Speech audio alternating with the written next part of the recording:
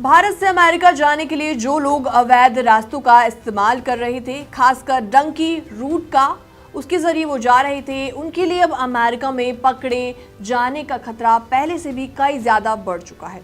Reports के मुताबिक Donald Trump के राष्ट्रपति बनने के बाद अमेरिका में अवैध तरीके से घुसने वाले लोगों के खिलाफ कार्रवाई पहले से भी कई ज्यादा तेज हो गई है और भारतीयों के लिए ये खतरा पहले से भी कई ज्यादा बढ़ गया है। नमस्कार, मैं हूं आपके साथ प्रेरणा कौशिक और आप देख रहे हैं एनबीटी इंटरनेशनल। ऐसे में नई रिपोर्ट सामने आई है। द टाइम्स ऑफ इंडिया की रिपोर्ट के मुताबिक अमेरिका के सीमा सुरक्षा विभाग के आंकड़े बताते हैं कि जनवरी और फरवरी 2025 में भारतीयों की गिरफ्तारी में बहुत बड़ी कमी आई है। 5600 भारतीयों की गिरफ्तारी दिसंबर के महीने में हुई थी, जो कि जनवरी में घटकर 3132 और फरवरी के महीने में सिर्फ 1628 रह गई है। हालांकि इस कमी का मतलब ये हो सकता है कि जो लोग पकड़ में आ रहे हैं उनकी हालत काफी ज्यादा खराब हो रही है, क्योंकि कई भारतीयों को शिकंजे में डालकर वापस भेजा जा रहा है और कुछ को हथकड़ियों में भी भेजा गया। इसके अलावा स्मगलर यानी कि मानव तस्कर भी अब ज्यादा अलर्ट हो गए हैं, ज्यादा सतर्क हो गए हैं। एक रिपोर्ट में बताया गया है कि ट्रंप के कार्यकाल में स्मगलिंग नेटवर्क्स में भारी गिरावट नजर आई है। ऐसा माना जा रहा है कि अमेरिका द्वारा इंडिया भेजे गए मिलिट्री फ्लाइट्स की वजह से तस्करी करने वाले लोग डरने लगे हैं। स्मगलर्स अब पहले जैसा काम नहीं कर पा रही हैं और यही वजह है कि अब कम भारतीयों को सीमा पार करते पकड़ा जा रहा है। डोनाल्ड ट्रंप एडमिनिस्ट्रेशन ने अपनी पहली एग्जीक्यूटिव ऑर्डर के बाद से ही अवैध प्रवासियों पर कड़ी नजर रखना शुरू कर दिया था। उनके मुताबिक अमेरिका में अवैध रूप से रहने वाले लोगों की संख्या को कम करने के लिए उन्हें अरेस्ट करना और डिपोर्ट करना जरूरी था। पिछले साल के कंपैरिजन में इस साल अरेस्ट का नंबर 2 गुना हो गया है। जी हाँ, आइस यानी कि इमिग्रेशन एंड कस्टम एनफोर्समेंट ने बताया कि डोनाल्ड ट्रंप के पहले महीने में 14,000 लोग गिरफ्तार किए गए थे। हालांकि डोनाल्ड ट्रंप के सामने एक बड़ी चुनौती ये भी है कि जब ज्यादा लोग पकड़े जाते हैं, उन लोगों को रिपोर्ट करना और उनकी रिपाट्रिएशन करना एक बड़ी समस्या बन जाती है। अमेरिका में पिछले कुछ सालों में हर साल लगभग 1 लाख भारतीय अवैध रूप से एंट्री करने की कोशिश करते थे, लेकिन ट्रंप की सख्त इमिग्रेशन नीतियों के चलते ये संख्या अब कम हो सकती है। अमेरिकी गृह सुरक्षा विभाग का कहना है कि साल 2022 में करीबन 11 मिलियन लोग अवैध रूप से अमेरिका में रह रहे हैं, जिनमें से कई भारतीय भी हैं।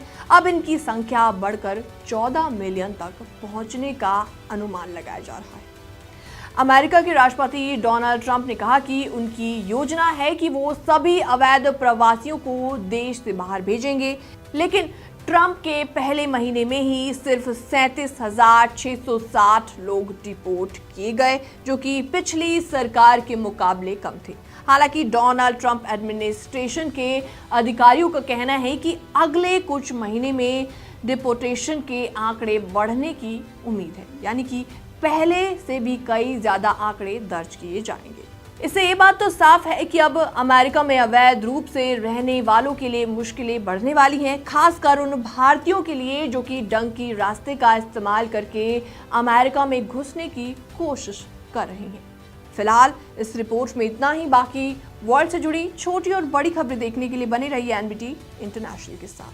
जैसे जैसे अमेरिका में इलीगल इमिग्रेंट्स पर शिकंजा कसता जा रहा है, पंजाब इस संकट का केंद्र बनता नजर आ रहा है। राज्य अवैध इमिग्रेशन नेटवर्क्स का हब बन चुका है और जहां से युवाओं को बेहतर अवसरों का लालच देकर विदेश भेजने की धोखाधड़ी लगातार हो रही है। और इस खतरे को रोकने के लिए विदेश मंत्रालय ने पंजाब पुलिस के साथ मिलकर सख्त कदम उठाने शुरू कर दिए हैं और इस पूरे नेटवर्क के झांसे में फंसने वाले युवा न केवल विदेशों में शोषण का शिकार हो रहे हैं, बल्कि कई मामलों में उन्हें डिपोर्ट भी किया जा रहा है।